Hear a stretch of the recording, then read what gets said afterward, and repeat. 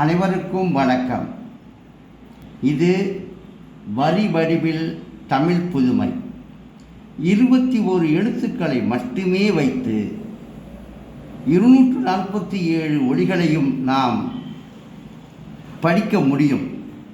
247 தமிழ் எழுத்துக்களையும் நாம் தப்பின்றி, தவறின்றி, உச்சரிப்பு கோளாறின்றி படிக்க முடியும் என்பதை நிரூபிப்பதற்காகவே தான் இந்த எழுத்துக்களை நான் உங்களிடம் காண்பித்துக் கொண்டிருக்கின்றேன். 21 எழுத்துக்கள் மட்டுமே போதும் தமிழை நாம் முழுமையாக எழுதவும் படிக்கவும் முடியும்.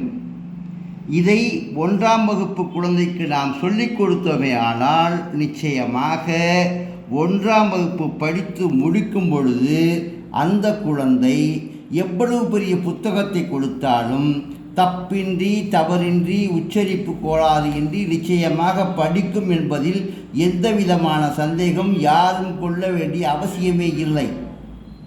ஏனென்றால் ஒரு வருடம் முழுவதுமே இந்த எழுத்துக்களை மட்டும்தான் குழந்தை படிக்கப் போகின்றது. இந்த 21 எழுத்துக்கள் எப்படி 30 ஒலிகளாக மாறுகின்றன, அந்த 30 எழுத்துக்கள் எப்படி 247 எழுத்துக்களையும் 246 எழுத்துக்களையும் நமக்கு முழுமையாக படிப்பது என்பதை நாம் காண்பிக்கின்றோம், சொல்லிக் கொடுக்கின்றோம். அப்படி சொல்லிக் கொடுக்கும் பொழுது அந்த குழந்தையானது 247 எழுத்துக்களின் ஒலிகளையும் இந்த 21 எழுத்துக்களை வைத்தே நிச்சயமாக கற்றுக்கொள்ள வைக்கலாம்.